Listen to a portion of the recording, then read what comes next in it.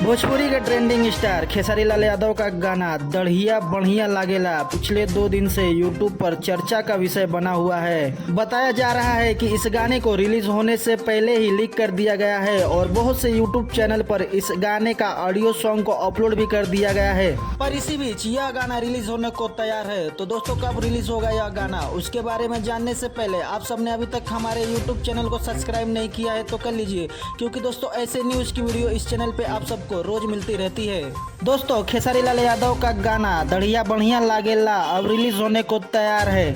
इसका ऑडियो पहले से ही लीक हो गया था और इस लीक ऑडियो के ट्रैक पर बहुत से सिंगर ने गाने भी बना दिए थे, जिसे अब कॉपीराइट मारकर हटाया भी जा रहा है, क्योंकि ओरिजिनल कंटेंट खेसारी लाल यादव का है। दोस्तों, आज शाम को 4 बजे इस गाने का teaser Khesari music world YouTube channel पर अपलोड हो चुका है और फुल गाना कल सुबह 6 बजे अपलोड हो जाएगा।